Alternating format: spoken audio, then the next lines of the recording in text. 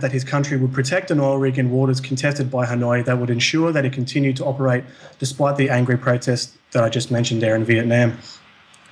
Now, James, the deployment of this Chinese oil rig came around the time of the most recent ASEAN summit in Myanmar, and apart from the lukewarm condemnation of China's actions, the ASEAN itself is proving once again to be rather a toothless tiger, so which is not really surprising given the economic ties that connect a lot of ASEAN smaller nations to China. So, however, the main spark of these particular protests seemed to be because of the oil rigs deployment within Vietnam's economic exclusion zone.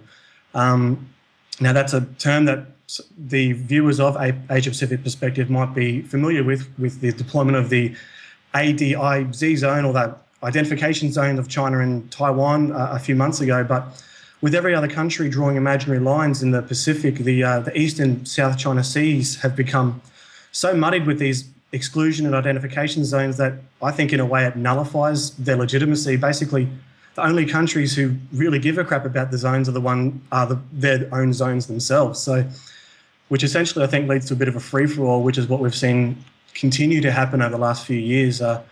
And China being the biggest and economic and military force within the region, it's naturally obviously been the most assertive. So it's always these type of events that unfortunately can ripe for further escalation. So yeah, I don't really know. In the words of the Youngbloods, why can't we all just try and love on each other right now?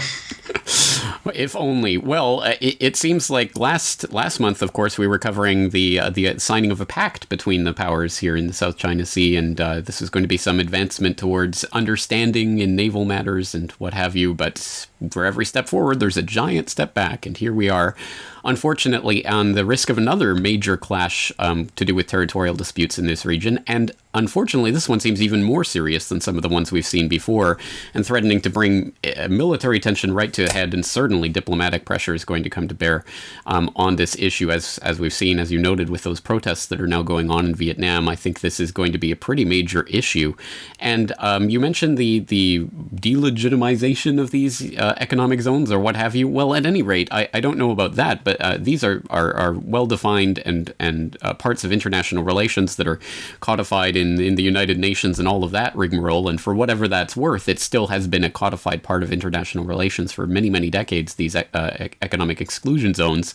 The fact that China has put its oil rig in those waters is a pretty blatant sign that, unfortunately, it is the might makes right philosophy that is holding sway in this area right now. And if China gets away with this, then there's really nothing stopping them from going the rest of the way with Indonesia or Malaysia or the Philippines or any of the other countries they're having territorial disputes with right now.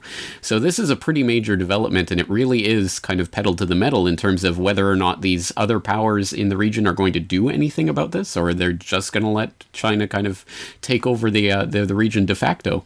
And one interesting development that could come out of this is that there has been talk in recent years of Hanoi perhaps allowing a U.S. naval presence in Cam Ranh Bay, which may be fast-tracked because of disputes like this one. They've been holding off because that would have been seen as a major provocation of China. But if China's provoking them, I'm sure they'll just turn around and do the same right back. So again, this is a huge escalation.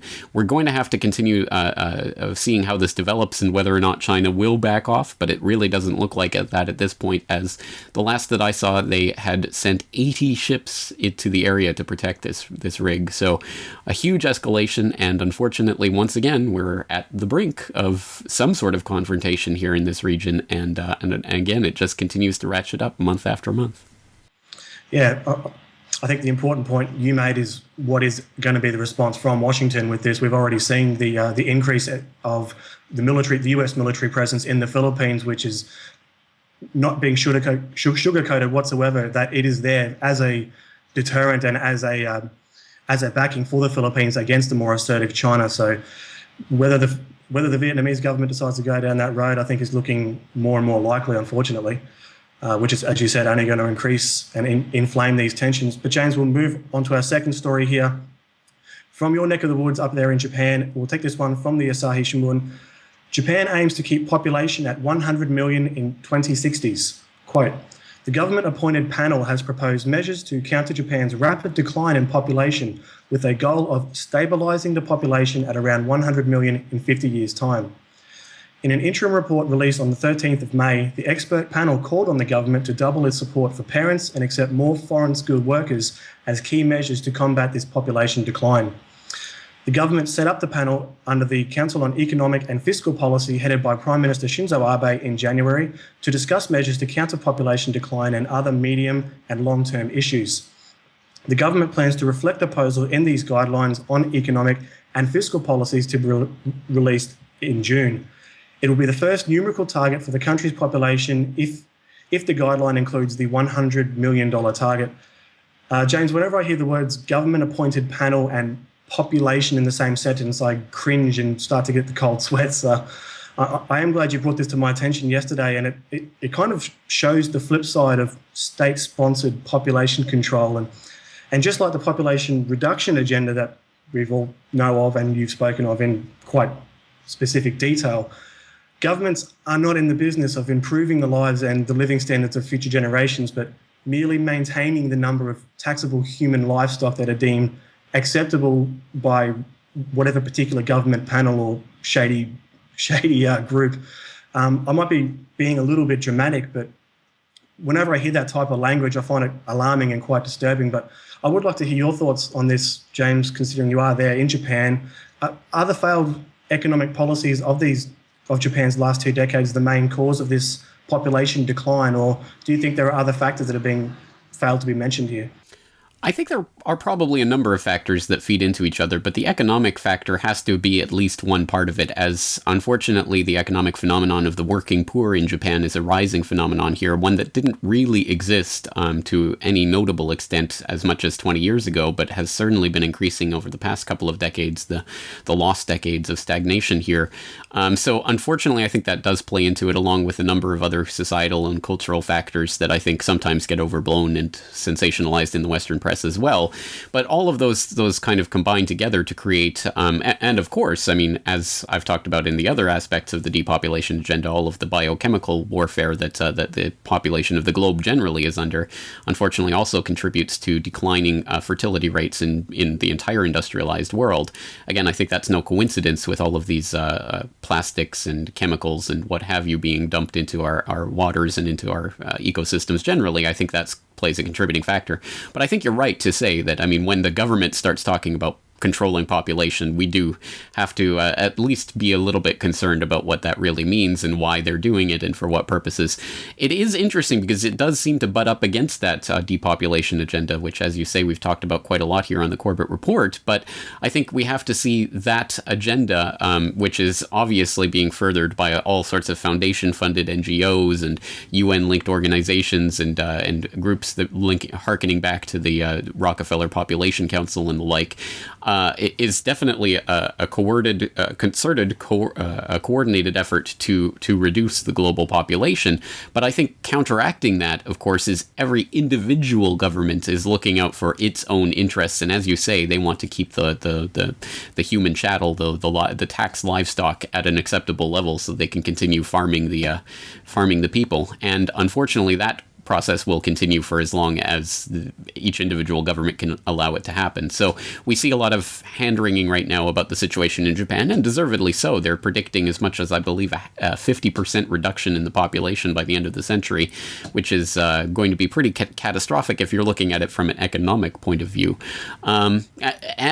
This also plays into some of the other things happening in the region. For example, the Chinese property bubble that is bursting as we speak, and some people are linking that to the demographics in China, which reached a maximum population growth in 1979 and has been declining since then. So we're seeing household formation, etc., declining as we speak. So that's going to contribute to the contraction, or at least the slowing down of the Chinese economic phenomenon. So that's going to be something to watch in coming years as well. And again, in many of the countries in the region, and of course around the world, this is an important problem. As I say, in pretty much every industrialized society, the fertility rate is declining, and sometimes quite quite dramatically so, as is the case here in Japan. So I think Japan's going to be a canary in the coal mine for this, with such a really low fertility rate, and we've just started seeing some huge crossovers in the Japanese demographics, with adult diapers set to surpass baby diapers sales,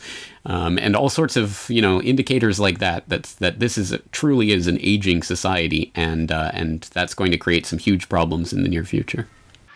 It's interesting that you pointed out the Western media's take on the Japanese population. I believe, I think it might have been one of the previous episodes of New World Next Week, where there was the article from The Guardian, I think it was, where Japanese youth are turned off by sex and no longer having sex. But it always seems to be about Japan, and you're never seeing that any kind of buzz about China's population decline, which, as you said, has been declining since 1979.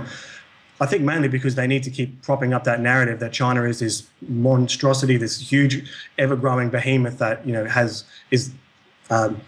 no limits in sight. But of course, in certain areas of their demographics, they are, of course, showing signs of decline. And as you said, the housing bubble there is rapidly declining, and we're definitely going to see that over the next couple of years. James, we'll move to our third and final story today. And speaking of declining, unfortunately, the topic of our third and final story shows no sign of doing that anytime soon. And despite what both sides of this story are saying, and I'm referring, of course, to the ongoing political crisis that is still happening in Thailand.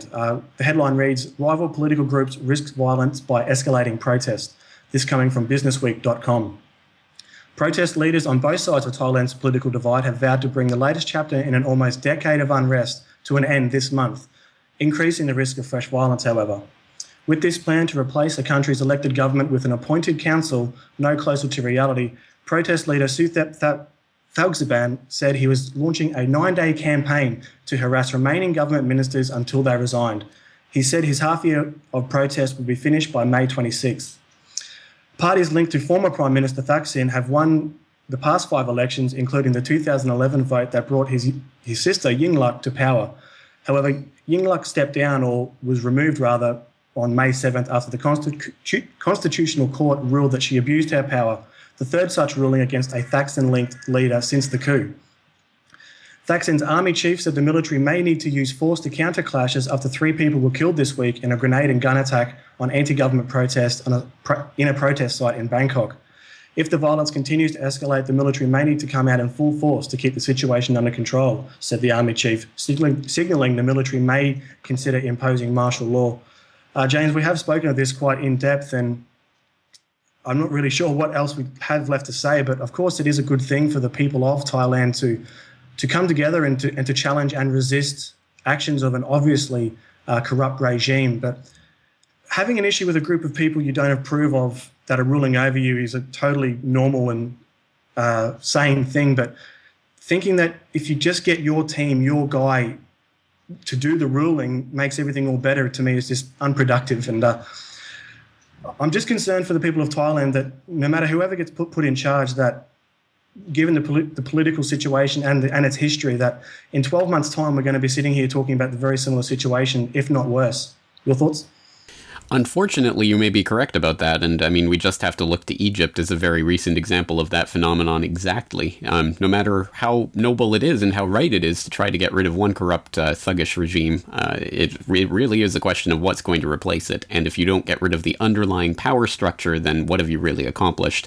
And unfortunately, the power structure is always the one holding the cards, because all it requires is that unrest and violence to continue in order to justify the martial law crackdown, and they always have the unrest and violence up their sleeves. I'll point people, of course, to the always informative Alt-Thai News Network at alttainews.blogspot.com, where you can see one of the latest postings talking about Thailand collapsing regime turns to terrorism, in which they talk about some of the grenades and small arms that have been found in the caches of the red shirts, etc., in order, again, to promote the violence that will ultimately lead to the martial law crackdown, which will contribute to the preservation of the status quo. So, again, you're exactly right. It will require more than simply the removal of the old regime in order to really remove the root of the problem.